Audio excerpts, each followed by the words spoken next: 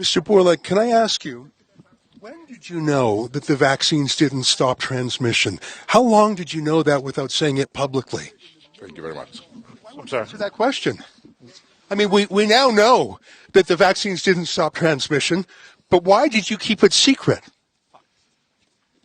You said it was 100% effective, then 90%, then 80%, then 70%. But we now know that the vaccines do not stop transmission. Why did you keep that secret? Have a nice day. I won't have a nice day until I know the answer. Why did you keep it a secret that your vaccine did not stop transmission?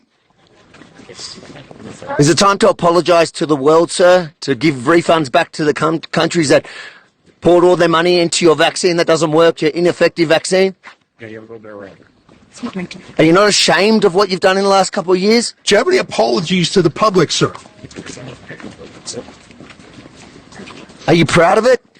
You've made millions on the backs of people's entire livelihoods. How does that feel to walk the streets as a millionaire on the backs of the regular person at home in Australia, in England, in Canada? What do you think about on your yacht, sir? What do you think about on your private jet? Are you worried about product liability? Are you worried about myocarditis?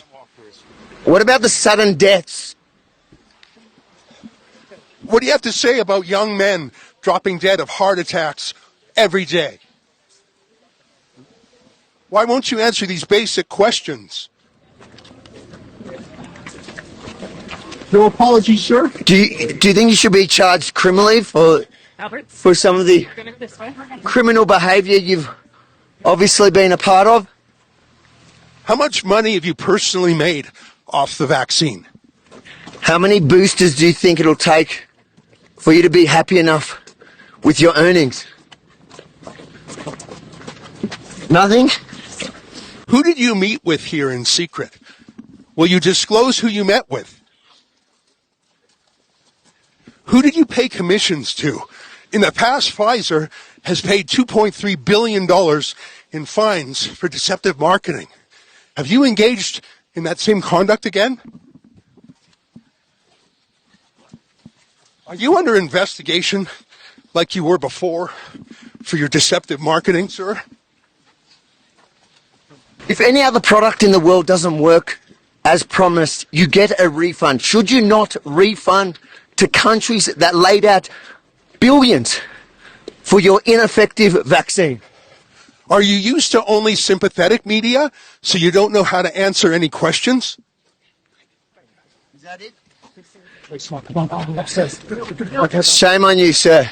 Shame on you. That's Albert Bourla, the boss of Pfizer. His people were pushing us around a little bit. Mate, he's pretty fit. I don't reckon he's had one jab. I'm huffing and puffing a bit. At least I didn't have any myocarditis. I dare say he's shocked that in his safe space at the WEF here in Davos that he was challenged in a way that he's never to date been challenged. Well, that's the thing. We're not accredited media here. We're on the outside of the perimeter. So he's only used to the softballs from CNN and MSNBC and people like that. I asked him a real question about product liability. No answer. A real question about Pfizer's past deceptive practices. You know, they paid the largest fine in American history to the Justice Department for deceptive marketing. I don't know if that's underway right now. I don't know if they're being investigated, but I think they should be. When did he know that the vaccine didn't actually stop transmission? I wanted to find out because surely he knew before we knew.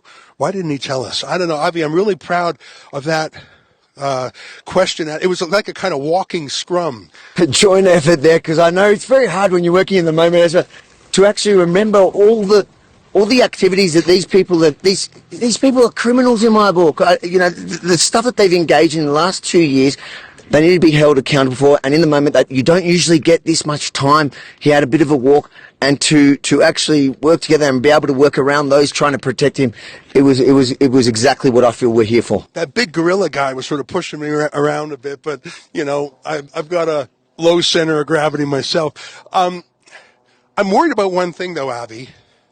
Pfizer is connected to big media in an enormous way. I'm worried that they're going to try and block this video. I'm worried they're going to try and cancel it on YouTube, on Twitter, on Instagram, on Facebook, places like that. So I want to look straight at the camera and say, folks, if you cannot find this video out there, go to wefreports.com. That's a special website we've set up for the World Economic Forum, wefreports.com. And if you feel moved by our coverage, please consider chipping in because we're 100% crowdfunded. Obviously, we get no ad money. We've been completely demonetized. But if you like that kind of accountability journalism, Avi Yamini from Australia, I'm Ezra Levant from Canada. We got a great team from around the world. Please go to wefreports.com. Last word to you, Avi. And no matter where they cancel this video, we will update and have a current version there at wefreports.com. And there you can share all the content from all the guys on the ground here doing outstanding work. And if you agree that it is as important and as outstanding as I think it is, then please chip in a couple of dollars to help pay the cost to do this.